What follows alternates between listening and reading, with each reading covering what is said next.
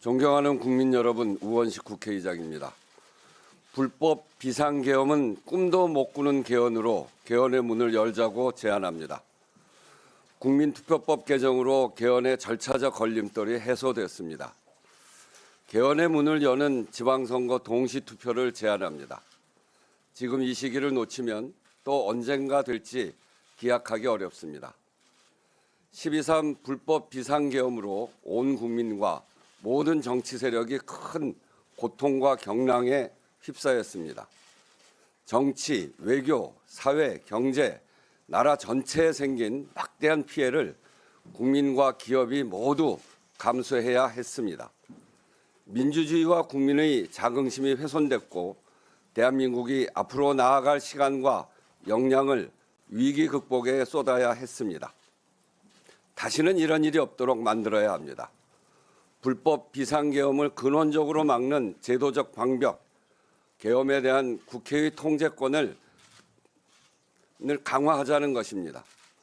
국회가 계엄 해제를 요구하면 그 즉시 계엄 선포 후 48시간 이내에 국회의 승인을 받지 못하면 그 즉시 자동으로 계엄이 무효가 되도록 하자는 데 국민의 의견이 압도적으로 모였습니다.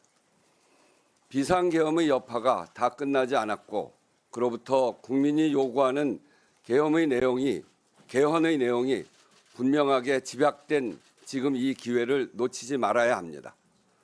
민주주의 헌법 정신도 더욱 공고히 해야 합니다. 현행 헌법 전문의 4.19 민주 이념에 더해 주요 민주화 운동을 명시하자는 논의가 오래전부터 폭넓게 계속됐습니다. 특히 5.18 정신 헌법 전문 수록은 여야 모두가 국민께 약속했습니다. 지방선거일 동시투표의 계기성을 10분 살려 지역균형 발전 정신을 포함할 것도 제안합니다. 국회 조사에서 국민의 83%가 지역 간 불균형 해소와 지역균형 발전에 대한 국가의 책임을 헌법에 명시해야 한다는 의견을 밝혔습니다.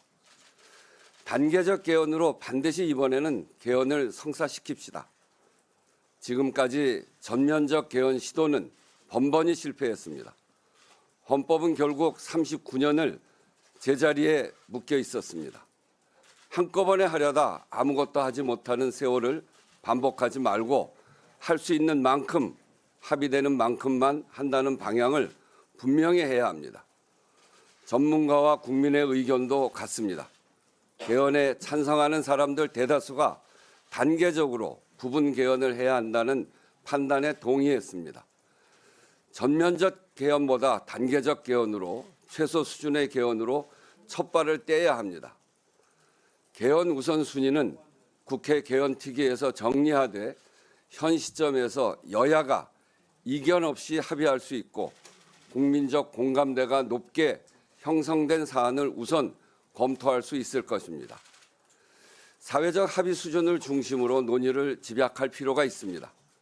39년 만의 개헌인데 더 많은 의제를 두루 논의하자는 의견도 있겠으나 이번에는 할 수 있는 것만 하고 권력구조 문제, 기본권, 연성헌법 등은 충분히 검토하여 이후에 논의하는 것이 바람직합니다. 이 기회에 분명히 밝혀두면 국회의장은 내각제는 일관되게 반대해 왔습니다. 국회 제 정당에 거듭 제안하고 요청합니다. 지방선거일에 개헌 국민투표를 동시 시행하려면 4월 7일까지는 개헌안이 발의되어야 합니다.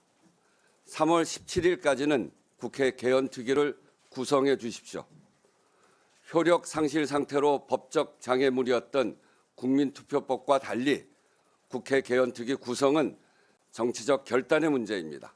관건은 개헌에 대한 여야 정당의 의지, 국가적 과제와 국민의 요구에 대한 국회의 책무성입니다. 12.3의 상처를 겪고도 아무것도 바꾸지 못한다면 그것은 정치의 책임 방기입니다. 단 한 조항, 한 줄이라도 개헌이 되어야 앞으로도 시대에 맞게 헌법을 정비해 가며 국민의 삶, 나라의 미래를 더 나아지게 만들 수 있습니다. 여야 정당의 책임 있는 응답을 촉구합니다.